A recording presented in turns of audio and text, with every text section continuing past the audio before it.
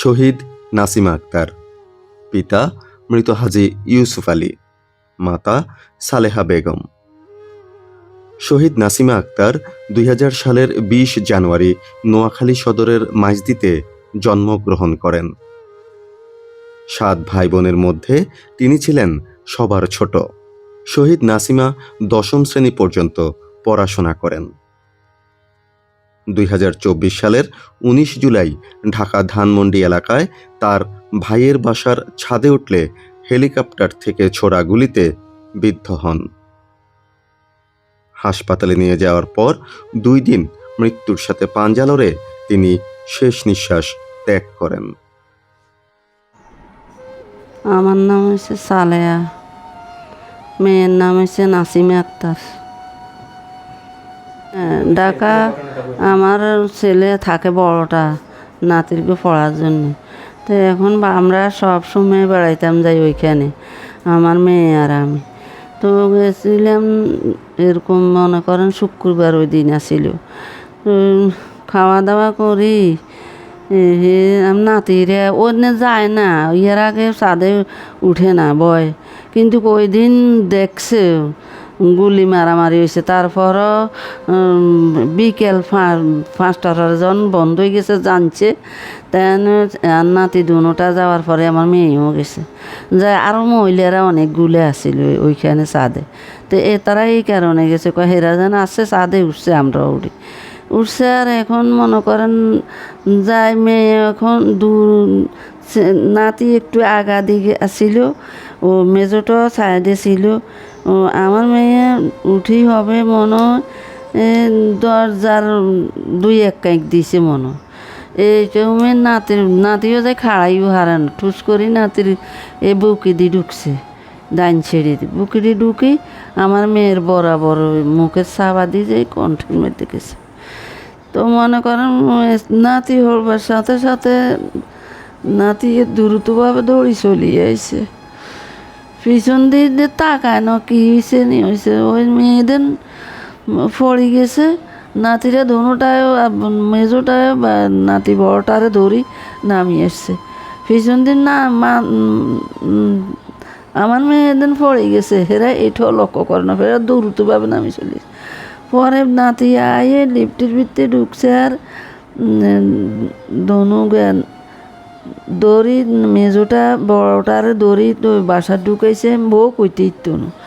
তো পরে মামা করে নাতি ডাকছে আর কয় যে আমার গাত গুলি হয়েছে এই কথা কইছে। আর তো বেদিস আমরা ব্যাগ পেরেশান হই।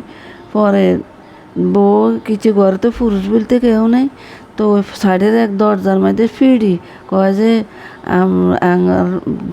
নাতির কথা কয়, আমার বউ কয় আমার নাতিরে বাঁচান।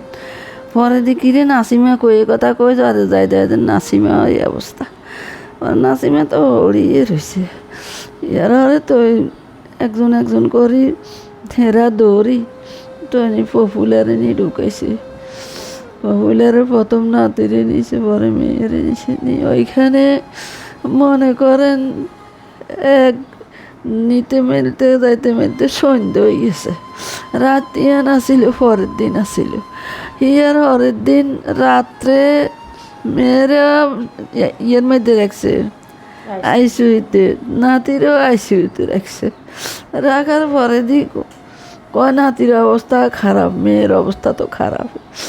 পরে দিয়ে আমরা এবার চেষ্টা করছি যথাইভাবে চেষ্টা করেন আপনারা, আগো যেন মানুষ বাঁচি থাকে।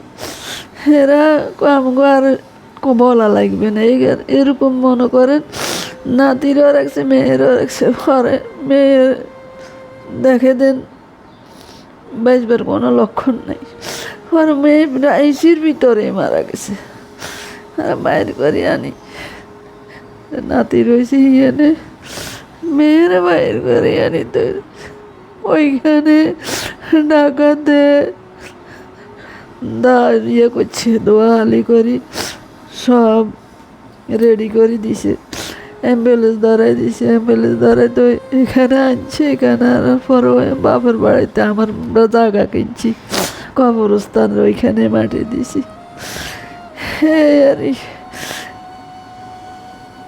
এখন আল্লাহ দিলে নাতি বাঁচিয়েছে, আল্লাহ দিলে। মেয়ে তো দুনিয়াতে আল্লাহ লেগেছে।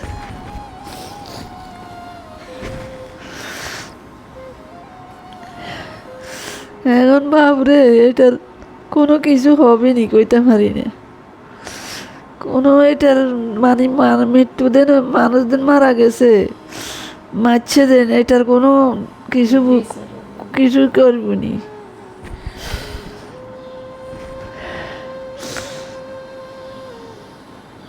আমরা তো এটা চাই, আগে যে মানুষ মারিয়ে লেছে, এটার আমরা চাই।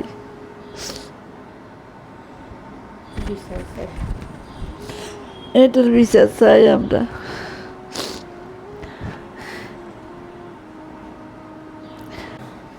আসসালামু আলাইকুম, আমি নাসিমার বড় বোন কোহিনুর হোসেন। আমরা ভাই বোন 7 জন। নাসিমা সবাই ছোট। ঢাকা যখন গেছে, আমার বোনটা আসলে অনেক ভালো। আপনারা আসি যেন আসলে আমার বোন মরে গেছে, আমরা সাইজে ভুলে যাওয়ার জন্য, কিন্তু ভুলতে পারি না। কারণ যখন এগুলোর কথা মনে পড়ে তখন মানে আরও বেশি কষ্ট লাগে। কারণ কিন্তু এখনও বিয়ে হয়নি, ছেলের সাথে ঠিক হয়েছে এমনি। ছেলে একটার সাথে রিলেশন ছিল, এই জন্য বিয়েটা আমরা দিতে পারি না, ছেলের জন্য অপেক্ষা করতেছে। মাঝে মধ্যে কথা বলে। ধানমন্ডির একে যখন গুল্লি করছে তখন আসলে যখন শুনি গুল্লি পাইছে, আমার বায়ু তো পাইছে, কিন্তু আমরা এটা আশ্চর্যজনক। ওরা তো সাদে জানে কীভাবে গুল্লিটা পাইলো না, আমাদের থেকে আশ্চর্য লাগছে। অমুকে শুনি গুল্লি পাইছে, অমুকে, আমাদের নিজের মানুষদিন গুল্লি খাইব, আমরা এটা কল্পনা করতে পারি না। যাক, আমার বোনটা অনেক ভালো ছিল, অনেক ভদ্র ছিল। এখনও আপনাদেরকে দেখাবো, ওর ভিডিওগুলো দেখলে মানে একটা গানের সাথে তার জীবনের সাথে মিলে গেছে। একটা টিকটক করছে ও, আমার মেয়ের সাথে বেশি মানে রিলেশনটা বেশি। আমার মেয়ে আজ পর্যন্ত খালামণি, শুধু খালামণি, কোনো কিছু লেখলে খালামণি। নাসিমা মানে খালামণি ছাড়া মানে আপনি যে করে না, এত ভক্ত ছিল এদের। আসলে এগুলো বলতে চাইলে আমাদের খুব কষ্ট লাগে, কি বলবো জানেন। আমার মার কাছে সে ছিল, কারণ তার কথা মনে পড়লে আর কথা আসে না। আমার বোনটা যে এত ভালো, কেমনে বুঝলাম, সারাক্ষণ আমাদের কাছে ছিল। আমার আম্মুর কাছে বেশি থাকতো, আমার বাসায় বেশি যাইতো। আপু আপু করি কত তার স্বপ্ন ছিল। আমাদের বাড়িটা বিয়ে যখন হবে আমাদেরকে বলতো, আপু পুরো বাড়িটা একটু জিনিস বাড়তে দিয়ে যাইলে আমার খুব শখ। আমাদের পুরো বাড়িটা আমরা জিনিস বাড়তে যাই, কত স্বপ্ন তার ছিল, কিন্তু এই স্বপ্নটা আসলে পূরণ হয় না। কিছু জালিমের কারণে আল্লাহ এগুলো যদি বিচার করবো, আল্লাহ এগুলোর বিচার করুক। এগুলো নিষ্পাপ ছেলে মেয়েদেরকে গুলি করে মারছে, আল্লাহ এগুলোর বিচার করুক। এগুলো যেন বিচার হয়, আমরা এই আশা করি সবাই থেকে। আমরা তো আর আমাদের বোনের থেকে আমরা নাসিমাকে আর ফিরে পাবো না, কিন্তু যেন আমরা তার বিচার পাই। সবাই যেন, কত মা ছেলে বুক খালি করছে, কত বোনের, কত মা বাপ সবাই বুক খালি করে ফেলেছে। এই যে আমার বোনটা নোয়াখালীতে চলে আসবো, এমনি গুলি হইতেছে, আম্মু আমি চলে আসবো, আমার আর অনেকদিন ছিল, আর আমার ভালো লাগতেছে না। পর আমার আম্মু আবার নেল কাটার দিয়ে আপনার নুক কাটতে পারে না, আম্মু বেলেট দিয়ে পছন্দ করে। ওই 5টা বেলেট নিউ মার্কেট থেকে যাই আপনার কিনে এখনও ব্যাগের ভিতরে আপনার রাখি দেখছে, যে আমি নোয়াখালীতে আসবো, আম্মুর জন্য বেলেটগুলো নিয়ে আসবো। মানে লাস্ট আর এই মায়ের প্রতি তার যে মানে যে 5টা বেলেট এখনো ব্যাগে রাখছে।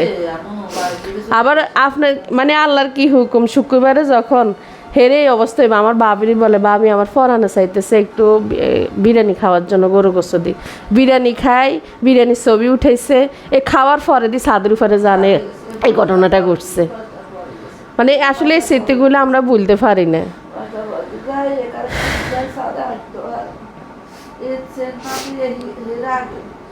আসলে মৃত্যু তো সবাই আছে, কিন্তু দেখেন এই স্বাভাবিক মৃত্যুগুলো কেউ মানে নিতে পারে না। এমনি তো আমরা কেউ কি বাঁচে থাকবো না, কিন্তু যখন এই ঘটনাগুলো ঘটছে তখন আমাদের আরো বেশি কাঁদায়, আমাদের বেশি কষ্ট লাগে।